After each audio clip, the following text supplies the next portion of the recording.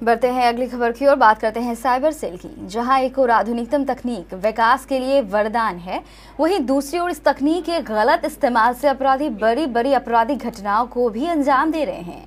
आजकल दुनिया में बड़े से बड़े अपराधों में सिर्फ ज्यादा से ज्यादा आधुनिक तकनीकों का ही इस्तेमाल किया जा रहा है।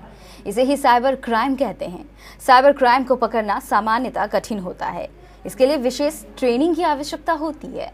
सीमांचल क्षेत्र में बढ़ते साइबर क्राइम को देखते हुए यहाँ के सभी जिलों में पुलिस द्वारा अलग से साइबर सेल स्थापित किए गए हैं। पूर्णिया रेंज के डीआईजी ने सीमांचल में बड़ी से बड़ी आपराधिक घटनाओं को रोकने के लिए इन सभी साइबर सेलों को पूरी तरह से सक्रिय कर दिया है। डीआईजी राम नारायण सिंह ने केबीसी न्यूज के संपादकीय विभाग को तैयारियों के बारे में जानकारी दी।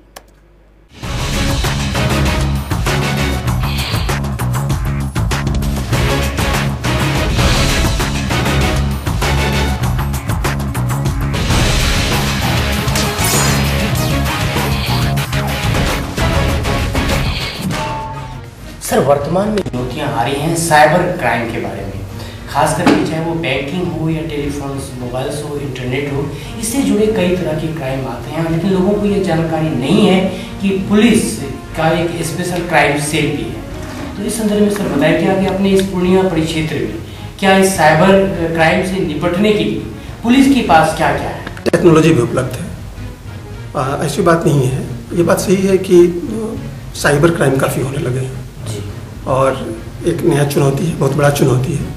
लेकिन हमारे डिस्ट्रिक्ट्स में ऑफिसर्स भी इसके लिए काफ़ी ट्रेंड हो चुके हैं और अब ये क्षमता आ गई है कि हम इस समस्या को ठीक से निपट सकें। और प्राय हर माह इस तरह का कोई ना कोई क्राइम कहीं ना कहीं से रिपोर्ट हो रहा है और जो अवेलेबल टेक्नोलॉजी है उसके माध्यम से हम लोग उसमें अच्छा काम कर रहे हैं, डिटेक्ट कर रहे हैं जो ऑफेंडर्स हैं, जो लॉ ब्रेकर्स हैं, उनकी पहचान हो पा रही है, उन पर कानूनी कार्रवाई हो रही है।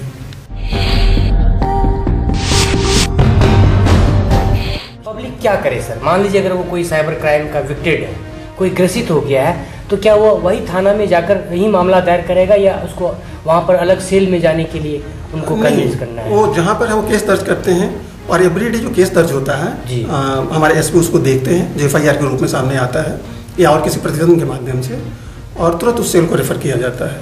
इस जहाँ भी इस तरह की विशेष अनुसंधान की जरूरत होती है तो जिला लेवल पर, और फिर जहाँ ज़रूरत होता है कि आगे कुछ और एक्सपर्ट ओपिनियन की ज़रूरत है तो एसपी जो पुलिस हेडक्वार्टर में सेल कार्यरत है वहाँ से उनका कॉपरेशन लेते हैं। कई मामलों में हम लोग एफएसएल का कॉपरेशन लेते हैं, उनका सहयोग लेते हैं। इसलिए अब ज़्यादा समस्या इसमें नहीं है और लोगों को डरने की बात नहीं है। लोग यदि कहीं उन लोगों को लगता है कि इस तरह से कोई धोखाधड़ी हुआ, कोई उनके साथ फ्रॉड हुआ, एटीएम में, क्रेडिट कार्ड के माध्यम से, बैंक में किसी लेन देन के क्रम में कहीं कोई फ्रॉड होता है तो नज़दीक के थाने में अपना प्रतिवेदन दायर करें, वहाँ सूचना दें और उनको बहुत ज़्यादा कहीं भागदौड़ करने की ज़रूरत नहीं है।